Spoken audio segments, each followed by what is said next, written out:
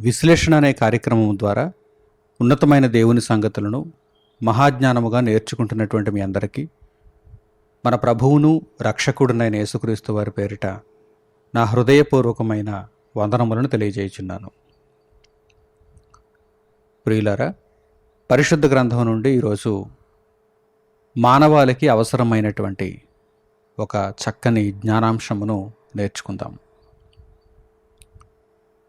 మనుషులు నేడు ఎలా జరుగుతున్నదో రేపు కూడా ఖచ్చితంగా అలాగే జరుగుతుందని, భవిష్యత్ అంతా మనదేననేటువంటి ఒక అపోహలో జీవిస్తున్నారు. అనేక ఉదాహరణలు, అనేక సంఘటనలు వారి కళ్ళ ముందే కనిపిస్తున్నాయి. అయినప్పటికీ మనుషులు ఈ భ్రమను వీడటం లేదు. ఏమిటా భ్రమ? నేడెలా జరిగిందో రేపు కూడా ఖచ్చితంగా అలాగే జరుగుతుంది. నేడు నా పరిస్థితి ఎలా ఉందో రేపు కూడా నా పరిస్థితి అలాగే ఉంటుంది. భవిష్యత్ అంతా నాదే అనేటువంటి ఒక భ్రమలో మనిషి ఈరోజు జీవిస్తున్నాడు.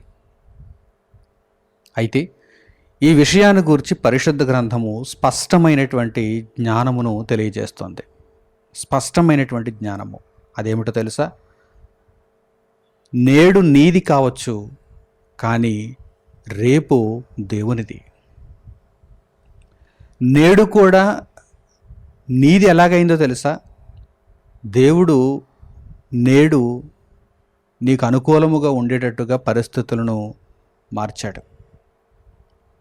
అందుచేత నేడు నీదైంది. దేవుని కృపను బట్టి, దేవుని అనుగ్రహమును బట్టి, దేవుని అనుమతిని బట్టి నేడు నీదైంది. కానీ రేపు కూడా ఖచ్చితంగా ఇలాగే ఉంటుంది, భవిష్యత్ అంతా ఇలాగే ఉంటుంది అని అనుకోవటం పొరపాటు. ఈ విషయాన్ని గురించి ఈరోజు మనం ఆలోచన చేద్దాం. పరిశుద్ధ గ్రంథంలో ఒకానొక వాక్య భాగం దగ్గరకు మనం వెళదాం. యాకోబు రాసిన పత్రిక 4వ అధ్యాయము 13వ వాక్యం నుండి జాగ్రత్తగా మీరు పరిశీలించండి. యాకోబు రాసిన పత్రిక 4వ అధ్యాయము 13వ వాక్యం నుండి, నేడైనను రేపైనను ఒకానొక పట్టణమునకు వెళ్ళి అక్కడ 1 సంవత్సరం ఉండి వ్యాపారము చేసి లాభము సంపాదింతము రండని చెప్పుకొని వారులారా, రేపేమి సంభవించునో మీకు తెలియదు. ఈరోజు పరిస్థితులు బాగున్నాయి, ఈరోజు నా ఇష్టానుసారముగా నేను నడుచుకుంటున్నాను, ఈరోజు నాకు అనుకూలంగా ఉంది, నేను కొన్ని నిర్ణయాలు తీసుకుంటాను అని మనిషి అనుకుంటున్నాడు. నా ఇష్టానుసారముగా బ్రతకడానికి నేను కొన్ని నిర్ణయాలు తీసుకుంటానని మనిషి అనుకుంటున్నాడు. అప్పుడు దేవుడు కలుగు చేసుకుంటున్నాడు. దేవుడు ఏమంటున్నాడు చూడండి, రేపేమి సంభవించునో మీకు తెలియదు. రేపేమి సంభవించునో మీకు తెలియదు. భవిష్యత్తు ఎలా ఉండబోతున్నదో అనేటువంటి కుతూహలంతో కొంతమంది చేతి గీతలను బట్టి, గ్రహ కదలికలను బట్టి, నక్షత్ర రాశులను బట్టి ఒక శాస్త్రాన్ని వారికి వారు రాసేసుకుని, కొంతమంది మనుషులకు ఒక రాశి అని, మరికొంతమంది మనుషులకు ఒక రాశి అని వీరికి వీరే జాతకాలు చెప్పేసుకుంటున్నారు. అసలు దేవుని యొక్క జ్ఞానము దగ్గరకు ఎవరైనా వచ్చారా? రేపు ఎలా ఉండబోతోందో, భవిష్యత్తు ఎలా ఉండబోతోందో అనేటువంటి కుతూహలం అయితే మనిషికి ఉంది. దానిని తెలుసుకోవాలనేటువంటి తపనైతే మనిషికి ఉంది. తెలుసుకోవాలనేటువంటి ప్రయత్నంలో ఏం చేశాడు? తప్పుడు శాస్త్రాలను రాసేసుకున్నాడు. తనకు తానే రాసేసుకున్నాడు. ఇదిగో ఫలానా రాశి వారికి ఇలా జరగాలి, ఫలానా రాశి వారికి ఇలా జరగాలి. ఎవరు చెప్పారు? అలా జరగాలని దేవుడు ఏమైనా వచ్చి చెప్పాడా? అలా జరుగుతుందని దేవుడు ఏమైనా వచ్చి చెప్పాడా? వీరికి వేరే శాస్త్రాలను పుట్టించుకున్నారు. కనీసం ఒక భౌతిక శాస్త్రానికైతే ఒక నిరూపణ ఉంటుంది, రసాయన శాస్త్రానికైతే ఒక నిరూపణ ఉంటుంది. ఆ లాను అతిక్రమించి ఎప్పుడూ కూడా ఆ శాస్త్రం ఉండదు. ఒక సూత్రం చెప్పిందంటే, ఒక ఫారడేస్ లా, ఒక బాయిల్స్ లా, ఒక చార్లెస్ లా ఒక సూత్రం చెప్పిందంటే ఆ సూత్రం ప్రకారం ప్రతిదీ పనిచేస్తుంది. కనీసం లోక సంబంధమైనటువంటి ఒక గణిత శాస్త్రానికి, ఒక భౌతిక శాస్త్రానికి, ఒక రసాయన శాస్త్రానికి ఆధారాలు ఉన్నాయి, నిరూపణలు ఉన్నాయి. కానీ ఇదిగో ఈ జాతక శాస్త్రానికి ఎటువంటి నిరూపణ ఉండదు. జరిగితే అమ్మయ్య జరిగింది అనుకోవడం, జరగకపోతే ఎక్కడో ఏదో తనేసింది అనుకోవడం.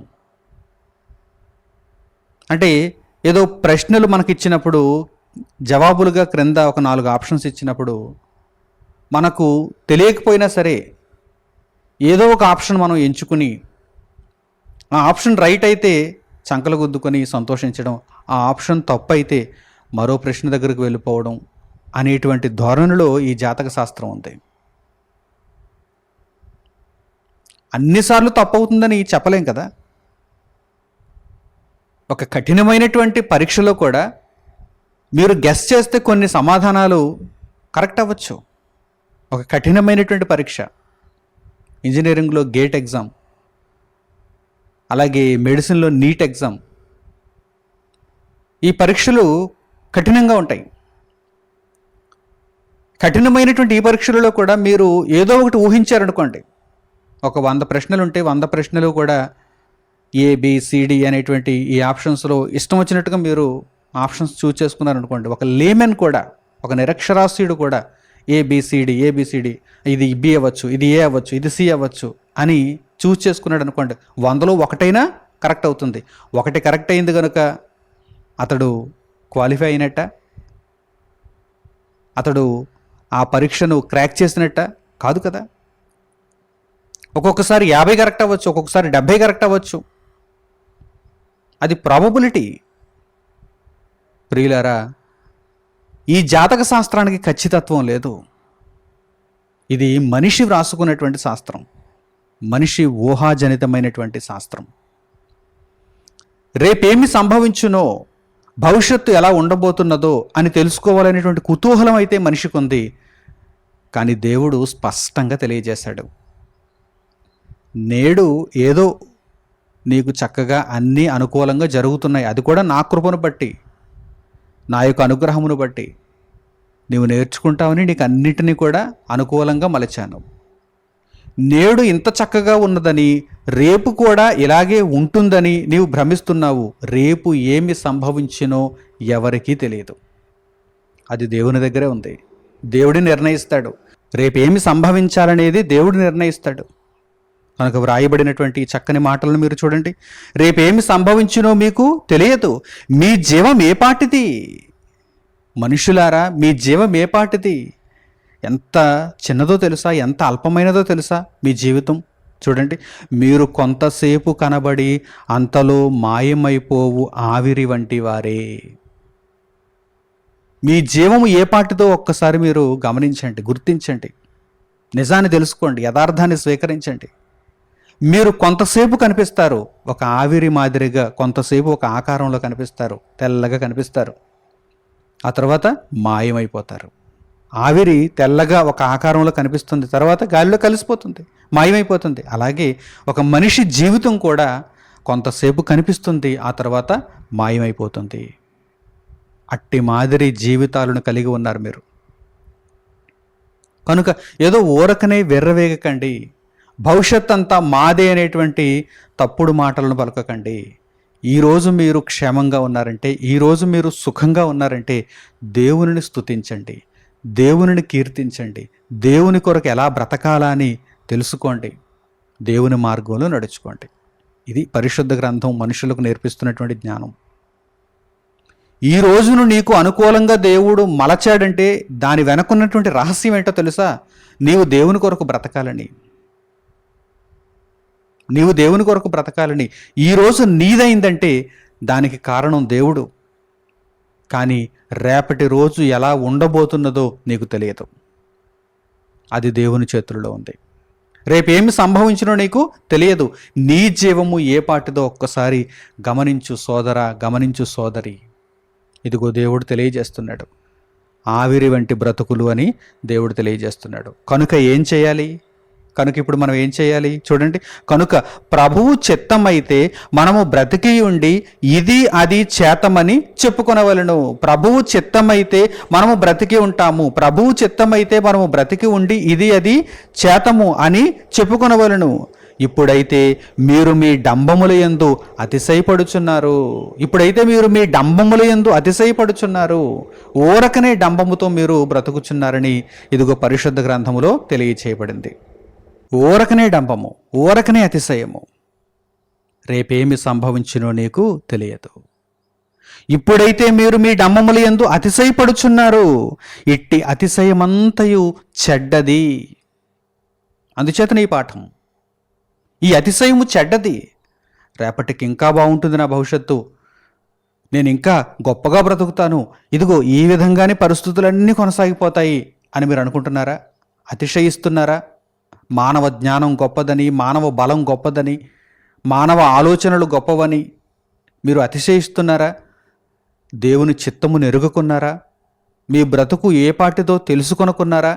అయితే మీరు బహుభయంకరమైనటువంటి చెడ్డదైన మార్గంలో ప్రయాణిస్తున్నారని దేవుడు తెలియజేస్తున్నాడు. ఇదిగో ఇట్టి అతిశయమంతయు చెడ్డది, కాబట్టి మేలైనది చెయ్యనెరిగియు అలాగూ చెయ్యని వానికి పాపము కలుగును.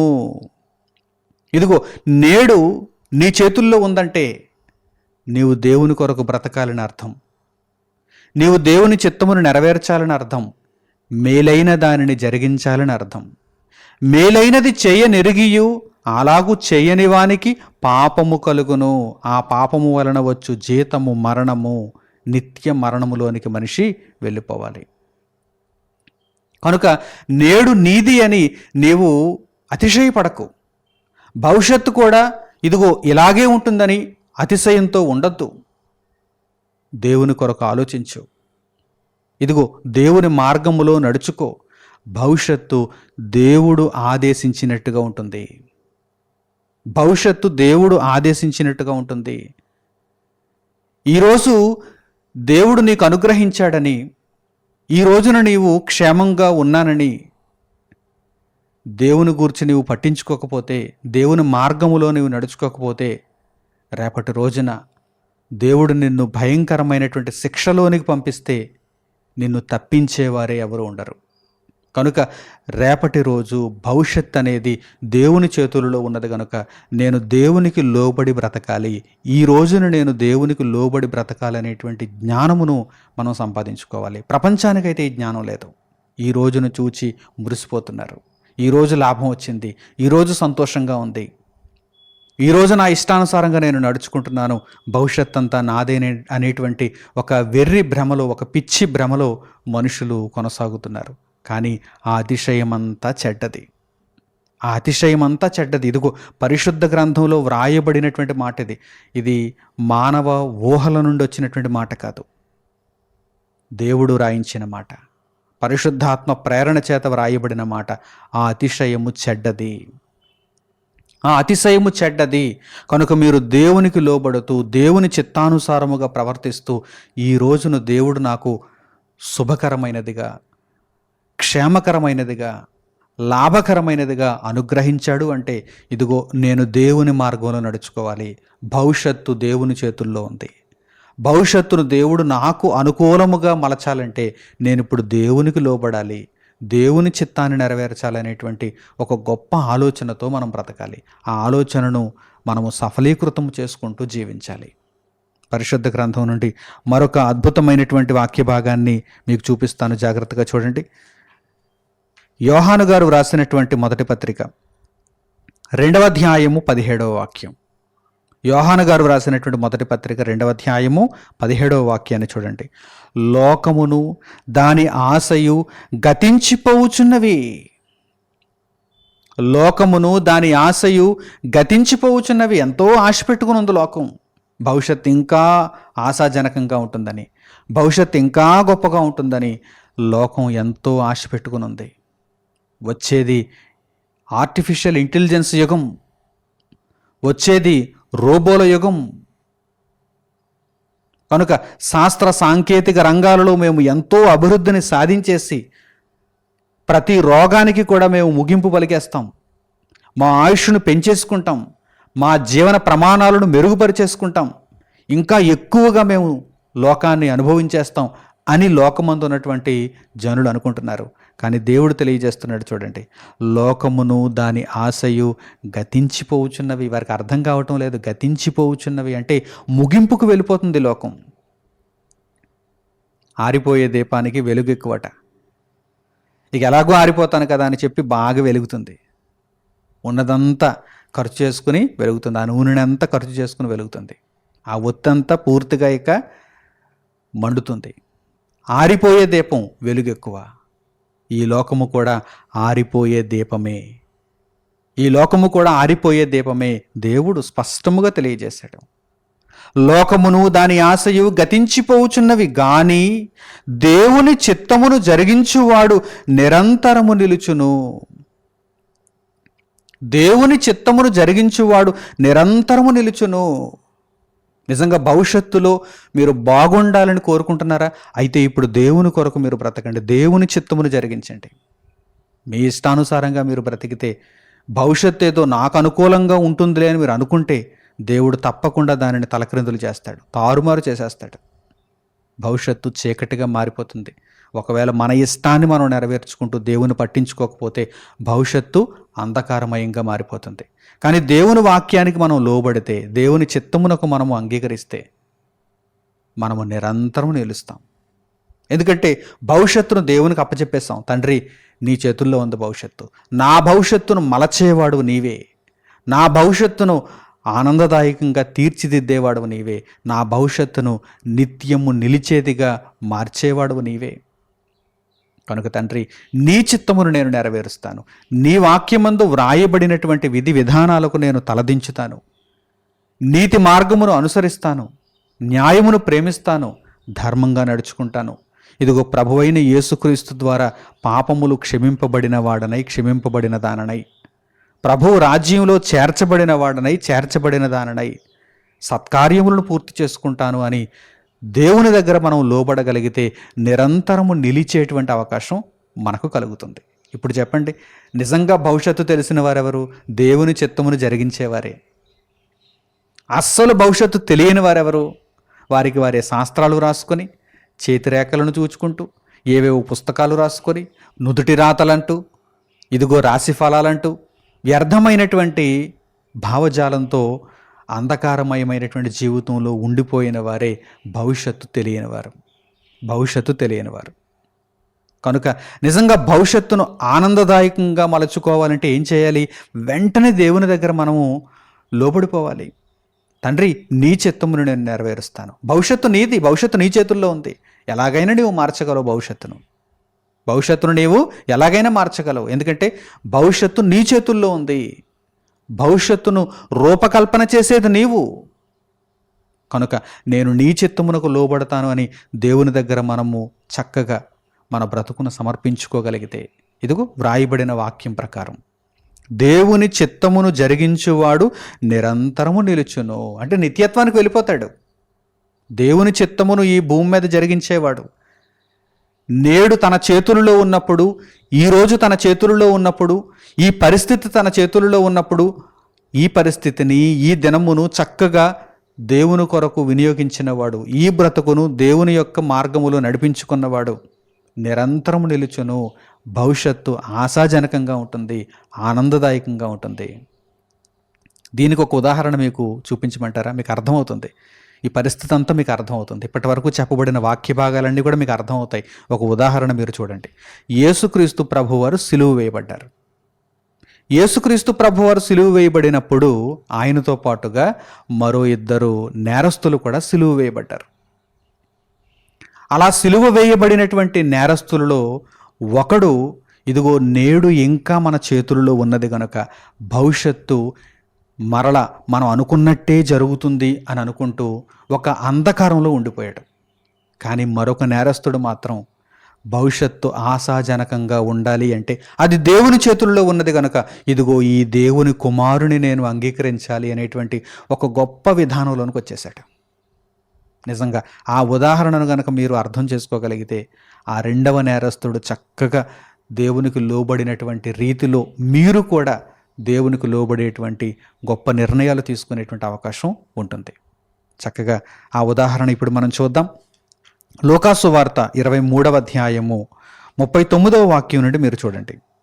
లూకాసు వార్త 23వ అధ్యాయము 39వ వాక్యం నుండి, వ్రేలాడవేయబడిన ఆ నేరస్తులలో ఒకడు ఆయనను దూషించుచు, నీవు క్రీస్తువు కదా, నిన్ను నీవు రక్షించుకొనుము, మమ్మును కూడా రక్షించుమని చెప్పాను. అయితే రెండవ వాడు వానిని గద్దించి, నీవు అదే శిక్షావిధిలో ఉన్నావు గనుక దేవునికి భయపడవా?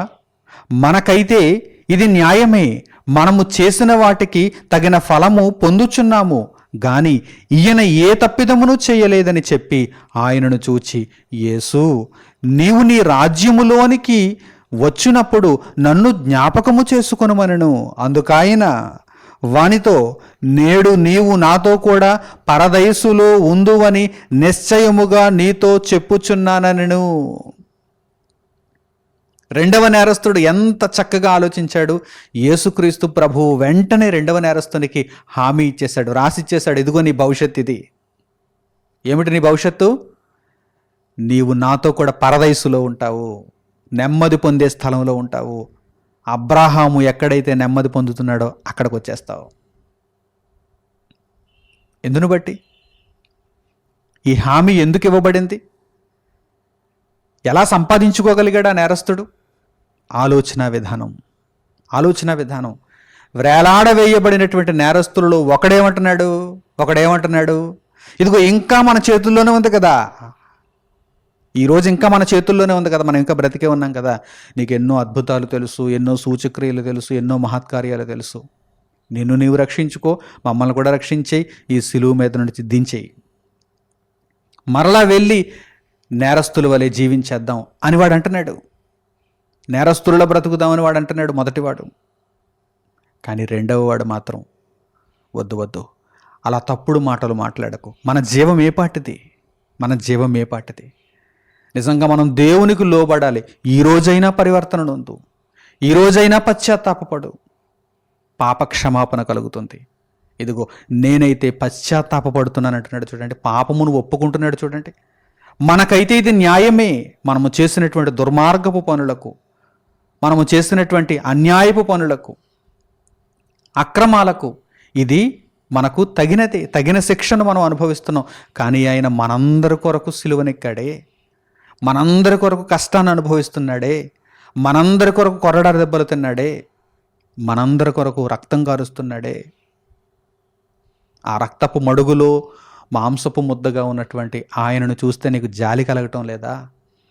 అలాగని ఆయన ఏమైనా తప్పు చేసి శిక్షను అనుభవిస్తున్నాడు అనుకుంటున్నావా? మనము తప్పు చేసినందుకు మనలను క్షమించటానికి అధికారాన్ని పొందు నిమిత్తము ఇదిగో మన నిమిత్తము ఆయన బలైపోతున్నాడు కదా. ఆయన ఏ తప్పిదము చేయలేదు, శిక్షను అనుభవిస్తున్నాడు అని చెప్పి యేసుప్రభువుతో అంటున్నాడు.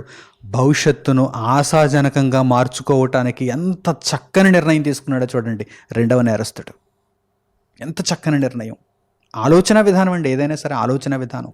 ఈరోజు ఈ మాటలు వింటున్నారు, కొంతమంది హృదయాలు పరివర్తన నొందుతాయి, మరికొంతమంది హృదయాలు ఇంకా కరడుగట్టినటువంటి హృదయాలుగానే ఉంటాయి. నేనెందుకు మారాలి? నేనెందుకు దేవునికి లోబడాలి? నేనెందుకు దేవుని చిత్తాన్ని నెరవేర్చాలి? నా ఇష్టం నాది, మీరు ఎలాగే చెబుతారులే. నేను అనుకున్న భవిష్యత్తే ప్రపంచంలో జరుగుతుంది, దేవుని చేతుల్లో భవిష్యత్తు ఉంటుందా అని ఒకడు విభేదిస్తాడు. అవును, అందరూ ఒకే విధంగా దేవునికి లోబడేవారు ఉండరు, కానీ లోబడితే మంచిది. ఇదిగో వేలాడవేయబడినటువంటి నేరస్తులలో ఒకడు యేసు ప్రభువుకు లోబడటం లేదు, మరొకడు లోబడుతున్నాడు. ఏమంటున్నాడు చూడండి, ఎంత చక్కగా మాట్లాడుతున్నాడు చూడండి. ఇదిగో నేనైతే పాపాత్ముడనే, ఆయనైతే పవిత్రుడు. యేసు, నీవు నీ రాజ్యములోనికి వచ్చినప్పుడు నన్ను జ్ఞాపకము చేసుకో. భవిష్యత్తు నీది, భవిష్యత్తు దేవుని చేతులలో ఉన్నది కనుక ఆ భవిష్యత్తులో నాకేమైనా కాస్త అవకాశం ఉంటుందా? నీ రాజ్యంలో నేను చేర్చబడే అవకాశం ఉంటుందా? నాకు దయచేసి ఆ అవకాశాన్ని కల్పించవా అని వేడుకుంటున్నాడు. అప్పుడు యేసు ప్రభువు భరోసా ఇచ్చాడు. ఆ శిలువ మీద, ఆ నరకయాతనలో కూడా యేసు ప్రభు భరోసా ఇచ్చాడు. ఇదిగో నీవు నేడు నాతో కూడా పరదైసులో ఉంటావు, ఇది నిశ్చయం అన్నాడంతే. ఇది నిశ్చయం. భవిష్యత్తును నిశ్చయంగా చెప్పగలిగిన వాడు దేవుడు ఒక్కడేనండి, ఏ మనిషి కాదు. తప్పుడు లెక్కలు కడతారు వీళ్ళందరూ, తప్పుడు లెక్కలు. నీకేదో బంగారం కలుగుతుంది, నీకేదో వెండి కలుగుతుంది, నీకేదో డబ్బు కట్టలు వచ్చేస్తే, నీకేదో ఉద్యోగం దొరుకుతుంది, నీకేదో పెళ్ళి అవుతుంది, నీకేదో పిల్లలు పుడతారు. అన్నీ తప్పుడు లెక్కలే, అన్నీ తప్పుడు మాటలే, పనికి మాలిన మాటలు, పనికి మాలిన మాటలు. నిత్య జీవం అనేటువంటి మాట ఏ ఒక్కడి నోట రాదు. మరలా అడిగితే వీరందరూ ఏమంటారు? అబ్బో మేము చాలా చాలా గొప్ప గొప్ప శాస్త్రాలను గుండ పిండి చేసేసామంటారు. మాట్లాడమంటే ఏం మాట్లాడతారు? ఇదిగో ఈ లోక సంబంధమైన వాటి గురించే మాట్లాడతారు. నీకు ఉద్యోగం లేదా? ఉద్యోగం కలుగుతుంది. నీకు పిల్లలు లేరా? పిల్లలు వస్తారు. నీకు వివాహం కాలేదా? వివాహం అవుతుంది. ఇవేనా ఇప్పుడును? లోకము దాని ఆశ అంతే తప్ప ఏనాడైనా పోని కనీసం నీ తప్పుడు లెక్కల్లోనే చేతిని చూచి నీకు నిత్య జీవం సంప్రాప్తిస్తుందని ఎవరితోనైనా చెప్పావా? ఒకవేళ అలా చెప్పేవాడు వారు పారిపోతారు. ఎందుకంటే మనుషులకు నిత్య జీవం మీద అవగాహన లేదు, ఆలోచన లేదు. నీ తప్పుడు లెక్కలు, నీ తప్పుడు సిద్ధాంతాలు. పరిశుద్ధ గ్రంథం నేర్పిస్తోంది పరమజ్ఞానం. ఏనాడైనా సరే పరిశుద్ధ గ్రంథంలో ఎక్కడైనా సరే ఇదిగో లోకానికి సంబంధించిన ఆశ వెంట పరుగులు తీయమని దేవుడు మాట్లాడాడా? లేదు. పరలోకం వైపు చూడమంటున్నాడు, నిత్యత్వాన్ని సంపాదించుకోమంటున్నాడు, పాపమును విడిచిపెట్టమంటున్నాడు, నీతి మార్గంలో నడుచుకోమంటున్నాడు. అదే కదా పరిశుద్ధ గ్రంథం యొక్క సారాంశం. కనుక నీ భవిష్యత్తు దేవుని చేతుల్లో ఉంది. ఈరోజు నీకు అనుకూలంగా ఉందంటే, ఈరోజు నీవు చక్కగా బ్రతుకుతున్నావంటే నీవు దేవుని కొరకు బ్రతకాలని అర్థం. ఆ రెండవ నేరస్తుడు చక్కని నిర్ణయం తీసుకున్నాడు. అట్టి మాదిరిగా నీవు కూడా ఈ మాటలను విన్న తర్వాత మంచి నిర్ణయాన్ని తీసుకోవాలి. నేను ఇక మీదట దేవుని కొరకు జీవించాలి, నా భవిష్యత్తును మార్చేది దేవుడు. ఇదిగో గతకాలపు పాపమునంతటిని నేను విడిచిపెడుతున్నాను, ప్రభువు ద్వారా క్షమాపణ కోరుకుంటున్నాను, యేసు ప్రభువును నా స్వంత రక్షకునిగా అంగీకరిస్తున్నాను, ఆయన నామమందు నేను బాప్తిస్మమునంది దేవుని రాజ్యంలో చేర్చబడుతున్నానని చక్కగా నీవు ప్రవర్తించగలిగితే నీ భవిష్యత్తు ఆశాజనకంగా ఉంటుంది. నిత్య జీవాన్ని నీవు స్వతంత్రించుకుంటావు, నిత్య జీవాన్ని స్వతంత్రించుకుంటావు. లేదు, ఇదిగో ఈ రోజున్నట్టే రేపు కూడా జరుగుతుంది, నేను లాభం సంపాదించుకుంటాను, నేను లోకము వెంట పరుగులు తీస్తాను, లోకపు ఆశనే కలిగి ఉంటాను అని అనుకుంటే నిత్య శిక్షకు నీవు వెళ్ళిపోతావు. భవిష్యత్తు నీవు అనుకున్నట్టుగా ఉండదు, దేవుడు నిర్ణయించినట్టుగా ఉంటుంది. కనుక నా ప్రియ సహోదరి సహోదరులారా, మంచి నిర్ణయాలు తీసుకోండి, దేవునికి మీ జీవితాన్ని అప్పగించండి. మీ భవిష్యత్తును దేవుడు చక్కగా నిత్య జీవానికి చేరేదిగా తీర్చిదిద్దుతాడు. మంచి నిర్ణయాలతో దేవుని యొక్క మార్గములో మీరందరూ కూడా నడుచుకుంటారని హృదయపూర్వకంగా కోరుకుంటూ ఈ సందేశమును ఇంతటితో నేను ముగిస్తున్నాను. తండ్రి అయిన దేవునికి ప్రార్థనలు ఏకీభవించండి. మహోన్నతుడును మహాపరిశుద్ధుడునైన మా కన్న తండ్రి, ఈ సమయమందు మీరు మాకు అనుగ్రహించిన ఉన్నతమైనటువంటి సంగతులతో కూడిన ఈ సందేశం కొరకు మా హృదయపూర్వకమైన కృతజ్ఞతాస్తుతులను మీకు తెలియజేస్తున్నాము. నాయన, రేపేమి సంభవించినో మాకు తెలియదు, భవిష్యత్తును ఎరుగని మనుషులము.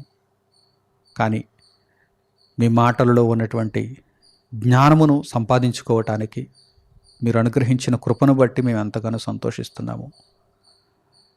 ఈరోజు తండ్రి, మీకు లోబడి బ్రతికితే మా జీవితమును మీ చేతులకు అప్పగించుకొని మీ వాక్యానుసారముగా మా యొక్క బ్రతుకునంతటిని మేము మలచుకోగలిగితే మా భవిష్యత్తును మీరు ఆనందదాయకంగా ఆశాజనకంగా మలుస్తారు. తండ్రి, మా భవిష్యత్తు మీ చేతుల్లో ఉంది. ఈ విషయాన్ని మేము సంపూర్ణముగా నమ్ముచున్నాము. మా ప్రభువైన యేసుక్రీస్తు ద్వారా నిత్యత్వాన్ని సంపాదించుకోవటానికి మీ మార్గమును తూచా తప్పకుండా మేము అనుసరించటానికి సహాయము చేయమని వేడుకుంటున్నాము. మీ కృపలో మమ్మను కాపాడి నాయన నీతి న్యాయములను వెంబడించగలిగేటువంటి ధన్యతనిమ్మని మిమ్మల్ని వేడుకుంటూ మా ప్రార్థనా మనవులను మా ప్రభువును మా రక్షకుడునైన యేసుక్రీస్తు వారి పేరిట మిమ్మల్ని వేడుకొనిచున్నాము తండ్రి. ఆమెన్. అందరికీ వందనములు. సెలవు.